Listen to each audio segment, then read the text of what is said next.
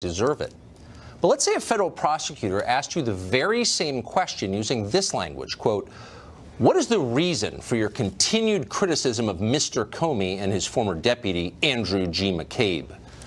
See how the tone is different there? Suddenly, it's ominous. It sounds more like a threat than a question. What's the point of asking that, you might wonder? Since when is criticizing FBI officials a crime in this country? Well, apparently since Robert Mueller became special counsel. According to the New York Times, that's one of more than 40 questions Mueller plans to ask the president under penalty of perjury. Here's another one. Quote, "What was your opinion of Mr. Comey during the transition?" Huh? Your opinion? Whose business is that? Aren't Americans allowed to have any opinion they want without being grilled by law enforcement about it? And then there's this question, quote, "What was the purpose of your July 2017 criticism of Mr. Sessions?" Again, criticism of a government official framed as a crime, as if dissenting views aren't allowed or must be justified to a prosecutor. What country is this anyway? In fact, the president is allowed to have any opinion he wants of anyone who works for him. That is true of all presidents. They get to hire and fire their own appointees for their own reasons. If you don't like it, don't vote for them. This is a democracy. Trump got elected. Mueller didn't. Presidents also get to formulate their own policies. Voters can decide whether they agree with those policies. Again, that's why we have elections. Yet here are two more Mueller questions. Listen to these. Quote, "What discussions did you have during the campaign regarding Russian sanctions?" And, quote, "What involvement did you have concerning 2016 Republican platform changes regarding arming Ukraine?" So let's review. Trump ran for office promising to improve our relationship with Russia. He said that frequently and in public. Voters heard it, they agreed with him, and he won. But permanent Washington hated the idea of getting closer to Russia. They've been pushing a war with Iran for years. That's obvious now. Closer ties with Russia would make an Iran war far more complicated. Putin had to be the archvillain, the most evil man in the world. Never mind China or Mexico or other countries whose behavior is actually hurting the United States. Russia needed to be our enemy, a country with an economy the size of Texas that can't make a working escalator. They needed to be evil, no matter what voters said they wanted. And so that happened. The policies that Trump ran on are now considered evidence of a crime. America is that much closer to war with Iran. Mission accomplished. Byron York is chief political correspondent at the Washington Examiner. Tom Fitton is president of Judicial Watch. They join us both tonight. Tom, first to you. You read these questions. Your reaction was what? Well, you have to wonder what Mueller's up to here. Is he acting as a special counsel? You read these questions, you might be curious as to the answers if you were a journalist or a politician trying to attack Donald Trump. But for a prosecutor to be putting out questions like this and to demand the time of the President of the United States is an abuse of his power. And Mueller's just wandering around, bumping into walls, investigatively speaking. There's not much here in the way of Russia collusion. Asking his opinions and questions about his tweets, to me, is a waste of time and the President's time. And I can't imagine a judge is going to allow him to force the president to have to answer many of these questions, since they're so off kilter from any legitimate legal analysis or legal prosecution that he might be able to bring. Well, they're confusing at the very least to non-lawyers like me looking at this. Byron, do they suggest a direction? What do they tell us, assuming they're real, about the direction of this investigation? Well, first of all, it's not just a group of 40-something questions. It's a potentially unlimited number of questions. When they say, well, when did you first find out about that June 2016 meeting in Trump Tower? Doesn't that naturally lead to who told you? What did they say the purpose was? How many people were involved? Did they tell you what happened? I mean, each question, which seems kind of benign and open-ended, can lead to all sorts of additional questions. But I think what you were getting at in your introduction is a point that we've seen a lot, which is asking Trump's motivations for the perfectly normal actions of a president. We've seen that in other court cases, from the travel ban to DACA to other things, in which the legitimate exercise of presidential power is questioned because the president apparently had some sort of unacceptable motive, and that's what's involved. So that's a theological debate, not a political or policy debate. Are you pure-hearted? That's not really the concern of federal prosecutors, is it? Right. Well, Well, that's because everybody knows that he had the power to fire the director of the FBI, or he has the power to rake his attorney general over the coals. Whether or not that's a good idea is completely separate. The question here with Comey seems to be, what was your state of mind when you were doing that? If you did that with a pure intention, okay by me, but if you did it with a bad intention, you could be in deep trouble. Are you Martin Luther? I mean, this is like bizarre for a secular government to pursue that line of questioning. So Mueller's even asking about, what did you think of my appointment? What was your reaction to my appointment? He's asking about himself. This is like a Playboy questionnaire. What are your greatest strengths? What are your turnoffs? You know what? Go ahead. It's bizarre, but does it tell us? I mean, I think the key question is this investigation moving in the direction from which it started, which is an investigation into collusion, purportedly, with the Russian government during the campaign? Do you get that sense from these questions? I just see this as the kind of the fantasy list of Fusion GPS, Adam Schiff type questions. They're pushing that narrative that's been out there, and you look at this and you got to wonder, forget about the FISA court misusing this dossier or being led to misuse this dossier. It looks to me like Mueller is using this dossier as the basis for a lot of these vague questions on Russia, his business dealings in Russia, and just taking this, as I said, this anti-Trump media narrative and bringing it into the prosecutorial function of the Justice Department. It's a real abuse, and Rod Rosenstein needs to be held accountable for unleashing this on the American people, the presidency, and the Justice Department. Hard to see how it's made the country better. Is it, I haven't checked, Byron, you're very current with the law, is it a crime to say sympathetic things toward Russia? As far as I know, absolutely not. Okay. So this list of questions, I have to say I completely lost my train of thought on this. Does it seem like this is moving, however, toward what we were promised at the outset, which is an examination of whether Russia played a significant role in our election? The thing to remember about this is there's not a whole lot new in these questions. When you look at some of the areas, Michael Flynn, Comey, Sessions, and collusion, it doesn't indicate that Mueller has come up with some completely new area of inquiry that we didn't know about before. Actually, this is pretty much what we have been talking about for the last year or so. So from that point, it seems to me that the Trump people should be somewhat relieved in the sense that we seem to know everything that he is talking about. It sounds like a Morning Joe segment. I mean, I've totally lost interest. You know what I mean? Like Carter Page was not subverting democracy. I just don't, you haven't convinced me. Well, the House Intelligence Committee found the other day that there was no evidence of collusion, and there's nothing in this list of questions to suggest that Mueller has info that the House Intelligence Committee didn't. They were covering up for Vladimir Putin. Well, okay, just so you know. Gentlemen, thank you. You're welcome. For that. Fleet Brains, of course, a longtime advisor to Hillary Clinton, both at the Department of State and on various campaign trails across the fruited plain. He joins us tonight. So here are the questions that, why are you criticizing Jim Comey and Andy McCabe? Is that an appropriate line of questioning for a federal prosecutor who can put you in jail? Well, my question is, imagine if you, Byron, and Tom were sitting here talking about the FBI giving Hillary Clinton all the questions they were going to ask before they interviewed her. I have a feeling you would not say that's great. So let's take a step back. Can I just be clear? Yeah. I defended on this show repeatedly, or on this Fox Air, repeatedly, Hillary Clinton's campaign against Jim Comey because I thought he was unfair to her. I'd eat broken glass before I voted for Hillary Clinton, but I think the abuse of law enforcement power is really scary, and I think he abused it. I said so at the time. But what world is it where a federal prosecutor asks any politician, why are you criticizing a federal official so much? Is that a legitimate question? Yeah, it is. It's a world where we have laws, and I think there's are we not allowed to criticize our superiors now? No, okay. but a president can't do anything they want. A president cannot obstruct justice, because if they could burn files, if they could fire people, if they just stop things, it would never end. Here's the question: what is the reason for your continued criticism of Mr. Comey and his former deputy, Andrew G. McCabe? So why, just construct a scenario for me in which that would be a legitimate question. If we're starting with the supposition, and I am, that you're allowed under the First Amendment to criticize public officials, I think you are. You are. Why would he ask something like that? Because a lot of it is trying to figure out what was on his mind when he fired Jim Comey. You're right, Jim Comey is in play. If he shows up late to work or if he doesn't do a good job, you fire him. But I don't like his but you don't fire him when he's investigating you. That is not a legitimate reason to do so. But that's not the question. And by the way, if he hadn't done that, we wouldn't be talking about this. What is your reason for the continued criticism of Mr. Comey and his former deputy Andrew G. McCabe? If we had a functioning left in America that cared about civil liberties, they'd be having a heart attack over that, and they should be. No, the heart attack they're having is the rule of law being trampled over, because obstruction of justice is all about what you intended.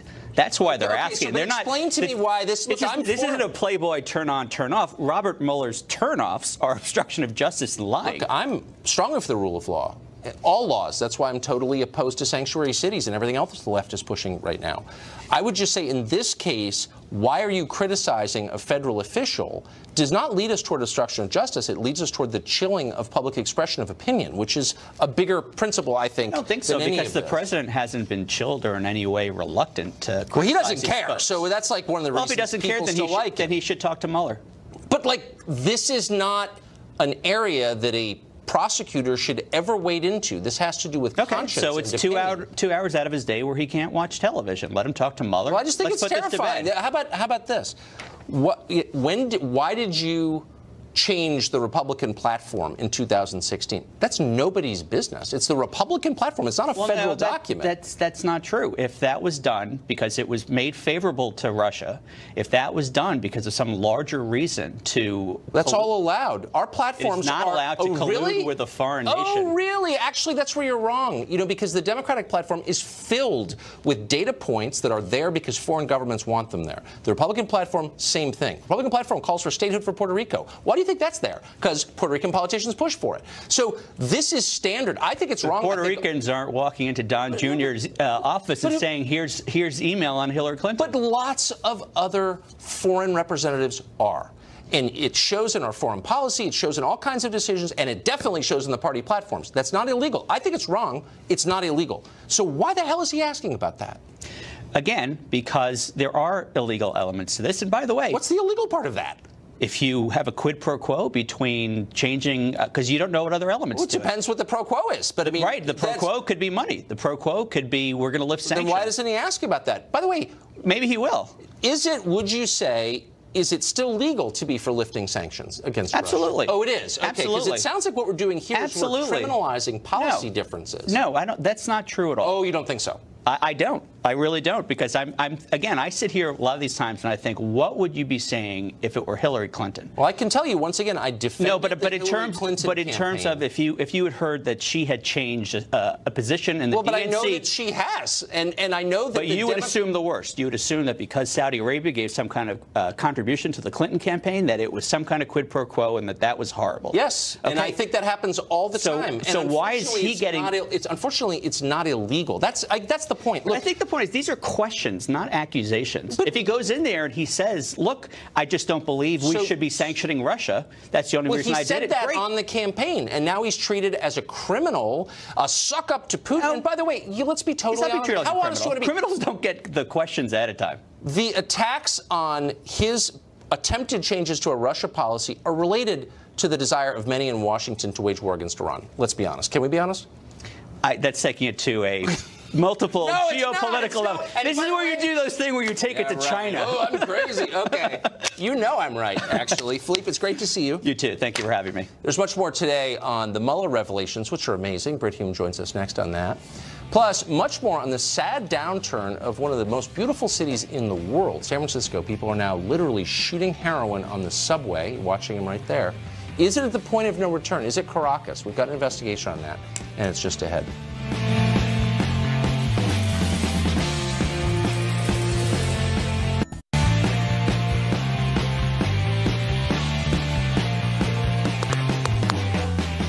Robert Mueller's investigation apparently has dozens of questions it wants to ask of President Trump, and now at least some of those questions have been leaked, we're not sure by whom, to the New York Times.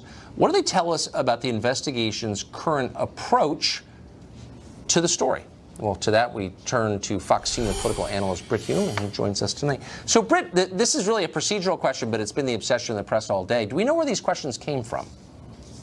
I don't think we do, but I do know that our senior White House correspondent, John Roberts, has confirmed their authenticity, so we can trust that these questions reflect what Robert Mueller's line of questioning to Mr. Trump would be. And I think there are two ways to look at it, Tucker. One is sort of, can you believe that these are the questions, and don't they trespass on the president's obvious rights and duties as president? And the other question is, I would have, agreeing with Byron York, is that all there is? Remember, right, now, we've been told by so many for so long that we don't know what we don't know, which is sort of obvious if you think about it, but that Mueller may have things we haven't heard about. Yes. He may have uncovered things we've never heard about. Nothing in these questions relates to anything we haven't yet heard about.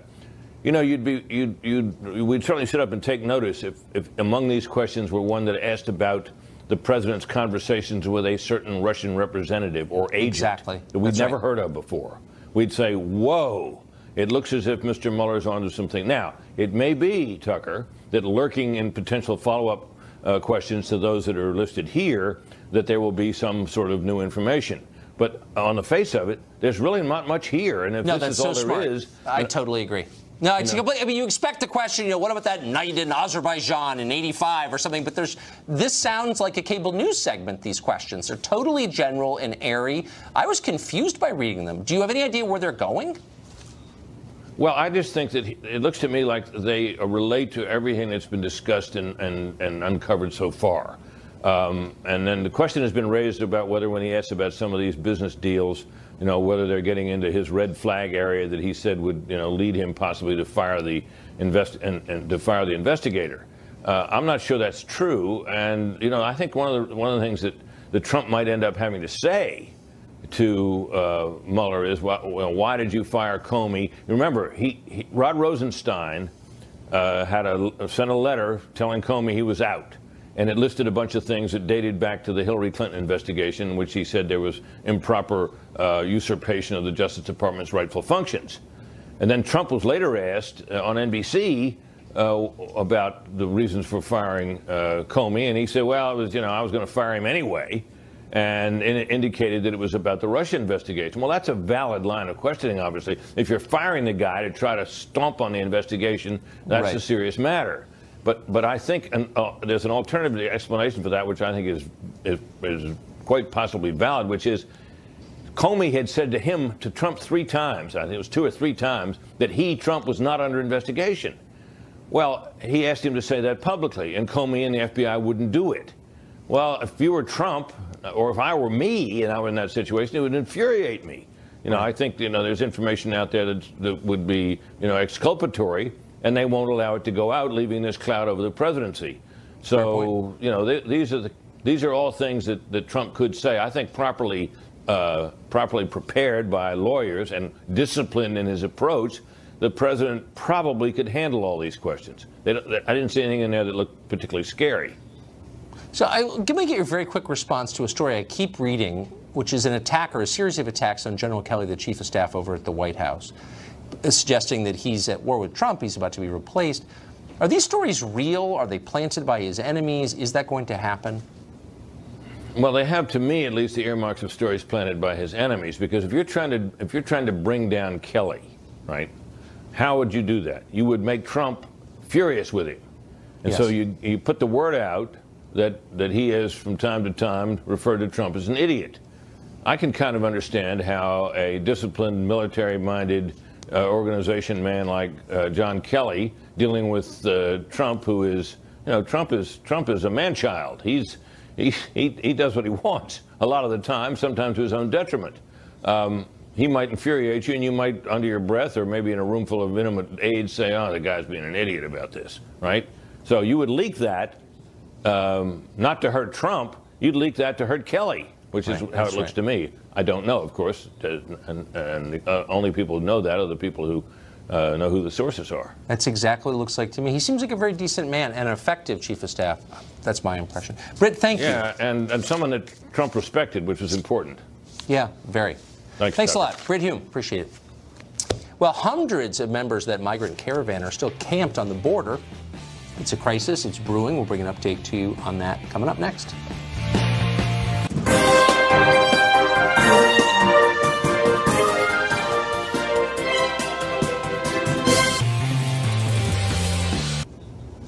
Hundreds of members of that migrant caravan from Central America we've been telling you about are now camped at the U.S.-Mexico border. The members have no right to enter the United States legally, but that has not stopped the press from openly encouraging them to do it anyway. Over at NBC, talking heads suggested that the Statue of Liberty, the poem at the bottom, somehow, with no vote being taken, has become federal law and commands us to let them in, no questions asked. Watch. A very public test of American resolve over immigration policy, as well as the limits of American compassion. These are the faces of the desperate, locked out on the doorstep of the United States waiting. The president said, have you seen this caravan? Have you seen the caravan? I ask you, Mr. President, have you? We what do you continue think this discussion. The Statue of Liberty would say if she met them? Come on in. Let me help you out. It's like, how do people that dumb get TV jobs? I guess they're just passing them out. Over at CNN, meanwhile, United Shades of America host Camo Bell has gone even farther than that. He says that all borders everywhere are immoral. This idea of borders and walls is ridiculous. We're too good for this. The point is, walls suck. This $3 billion manifestation of irrational fear stoked by politicians running for elected office is made of concrete barriers, steel beams, double-layered fencing, and barriers fit for the beaches of Normandy. Welcome to America's Got Talent, but it's wasting it on building this wall. There's a guy. I want to ask, do you lock your door? You got a password on your email? Why, it's just a manifestation of fear, I guess. Well, CNN and NBC operate out of America. They cover American news. Americans work there, but they are not interested in the interests of Americans, obviously. Ethan Behrman is a California radio host, and he joins us tonight. So, Ethan, I assume, like every good progressive, you're for letting the members of the caravan in. And I just want to be clear, I'm not against the members. I would want to come here, too, if I lived in Honduras. I understand completely. But it raises the question, since they're not the only people who want to come here, where do you draw the line? What's the limit for people seeking a better life coming to this country? Well, we have great capacity to accept people into our country, and it follows the Judeo-Christian ethic and morals that we would help those who are less fortunate. Plus, we also signed the 1951 UN Convention on Refugees, which actually sets forth the three aspects of how we determine who to let in under asylum and refugee status. And that's what these people are coming here for is they're fleeing the violence. They're fleeing governments that are not able to protect them from violent gangs, and they're coming here to get a better life. And by the way, we have some cases joining violent gangs that our government refuses to protect us from. So it is kind of the circle of life in some ways.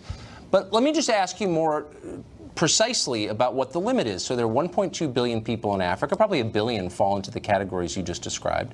How many have a right to come here? What is our capacity?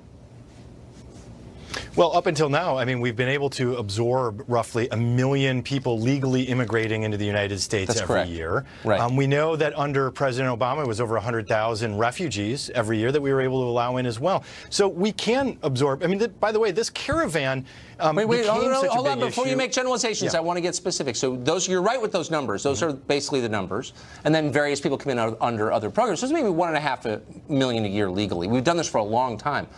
But the left is saying that's way too restrictive. So what's the number? I mean, again, let's stipulate 1 billion people want to move here next week, probably all to San Diego. How many should we let in under the Judeo-Christian ethic that you're citing? Well, this is also part of the Judeo-Christian ethic would be to help their governments become better functioning, and this is where foreign aid comes into play. Let's not dodge the question. Okay, come on. There's no evidence that our foreign aid has ever made any government better. I wish it were true, but it's not. Life expectancy in a lot of Africa is lower than it was in 1965 when the colonial powers left. So it doesn't necessarily work that way, as you know. But what's the number? Like, how many? Because this is going to keep happening. With every wave, it incites more waves. And when can we say enough? When are we allowed to say that's too many? Well, first things first. I mean, I will answer your question as well, which I think is that 1.5 million number. But at the same time, the Trump administration has dramatically cut back on the number of legal immigration. That is, Syrian refugees, we let 11 in so far this year, as opposed to 15,000. 750,000 people have died in Syria. That's the most clear example of helping refugees. Okay.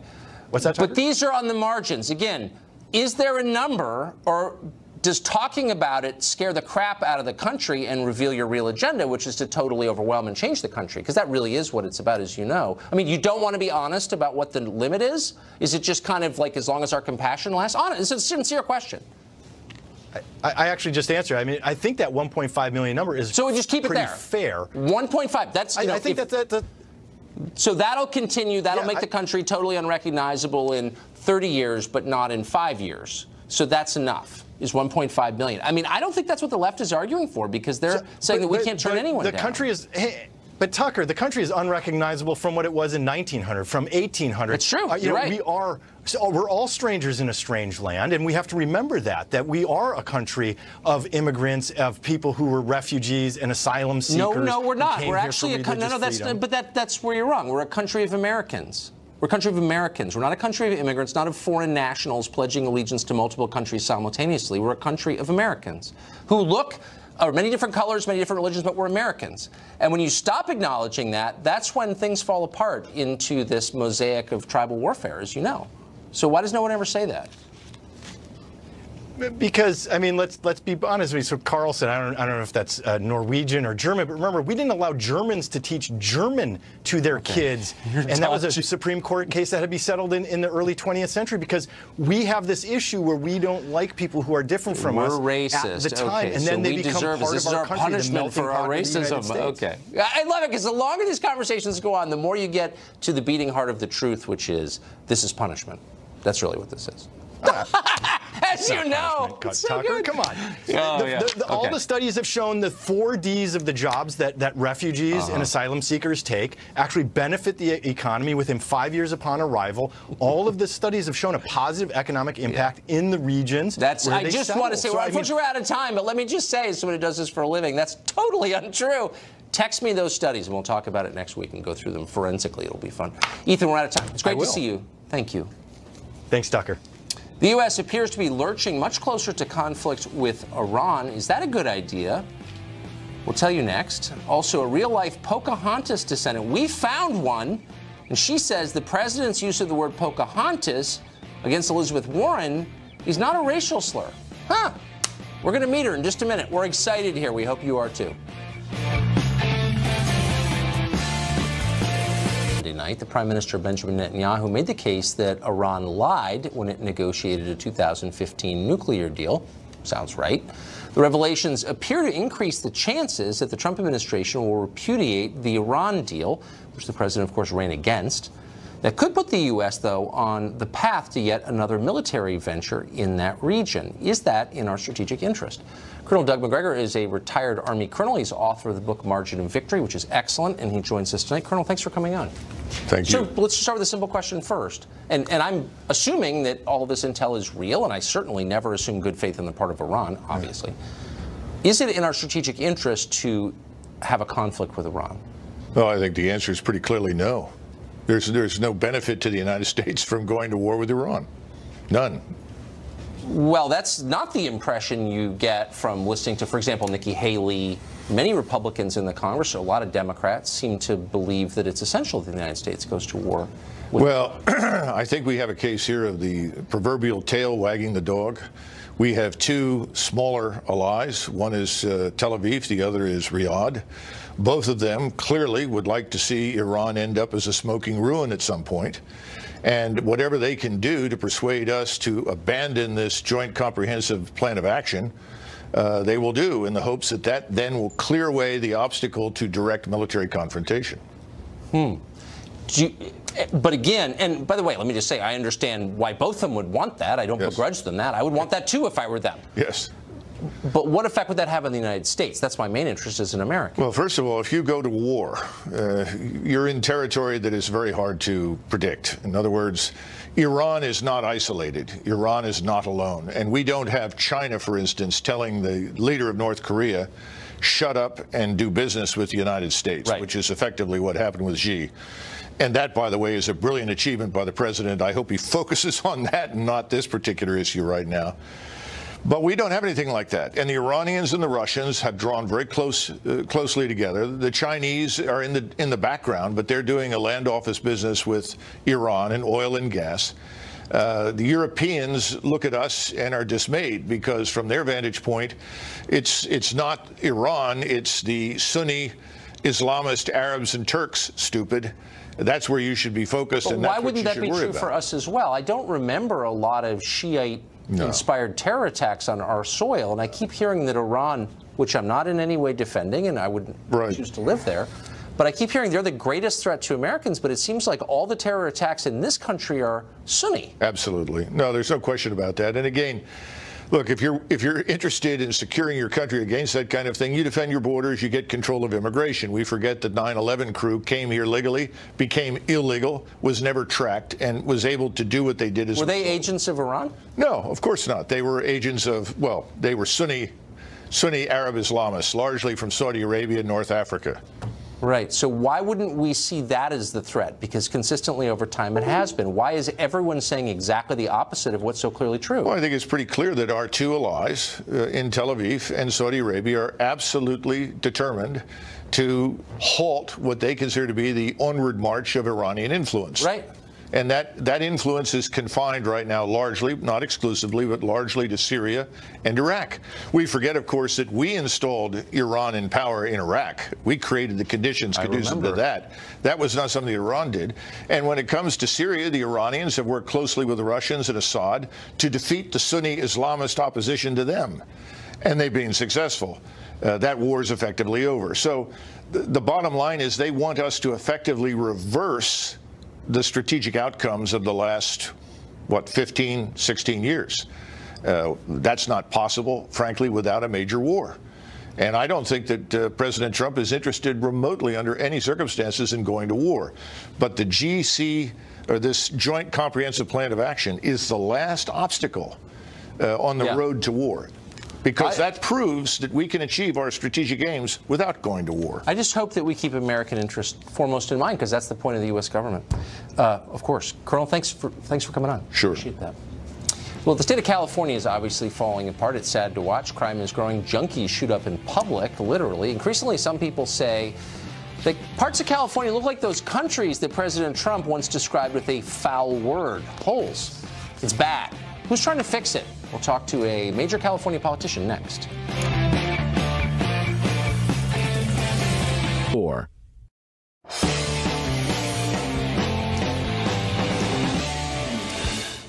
San Francisco is one of the richest cities in the world, and it's got to be in one of the 2 or 3 prettiest. It's really, really pretty. But you can't really live there anymore. We aired a video last night that showed vagrants shooting up or lying passed out in their own vomit in the middle of a BART, a train station, right downtown outside the Civic Center, 2 blocks from Twitter headquarters.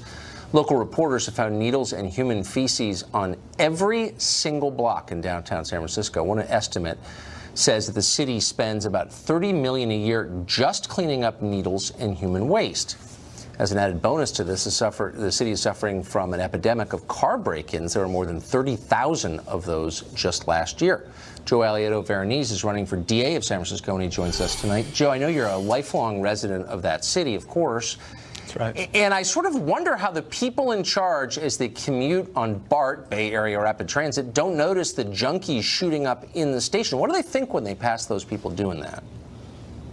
Well, we've reached a point in San Francisco, I think it's really a threshold point where it's not just at BART. You can walk down Market Street, as you mentioned, Twitter, the new district down there that was non-existent about 10 years ago, but because the tax break brought all of the Twitter people in at higher incomes and pushed a lot of people out onto the street. 70% of the people that are homeless in San Francisco were actually not homeless 5 years ago. But what we did was we abandoned a homeless policy that was actually working when the new administration came in. Under Gavin Newsom, there was a very effective homeless policy, but when the new administration came in, many of those people got pushed to the streets, especially with some of those larger income jobs. And you find the last time you and I spoke, we talked about, focusing on the middle income. Well, the middle income in San Francisco and the lower income people, there's a very small delta between those people because the lower income people are living in lower rent apartments because they've been there for a longer time and they're protected. And then you get these Twitter people that are coming in and making $150,000 to $200,000 a year who are also living paycheck to paycheck because they're paying for the same apartments. They're paying $5,000 or $6,000. Well, I think more. everything you're saying is clearly right. I mean, the housing shortage and the geography of the city makes it always a tight housing market.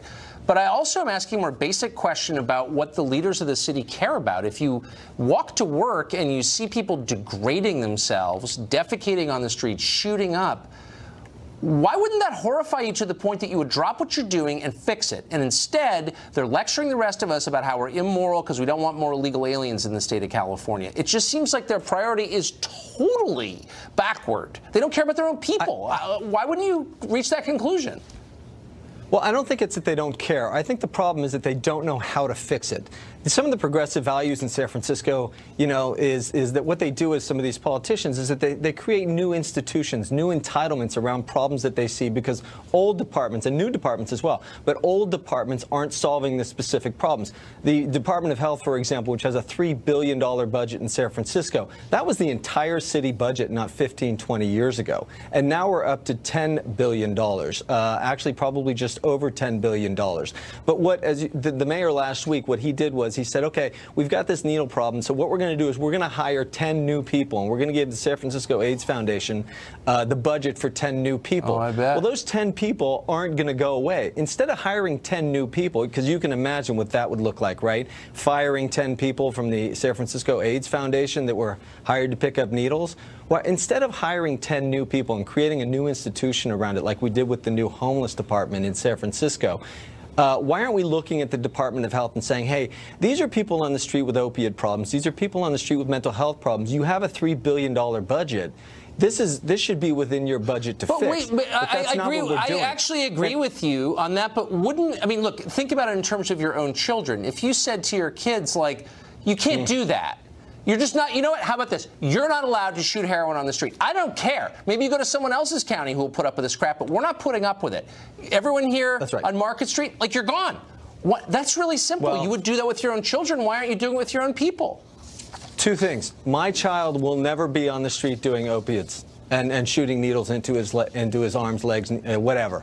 That will just never happen because in my family, I grew up in a family where you support your own family. You do anything for your family, and that's very true to you know, Catholics and Italians and stuff like that. Which is why you'd never see that scene, that particular scene. But shouldn't the city of San Francisco care about its own people? That's the point. They don't care.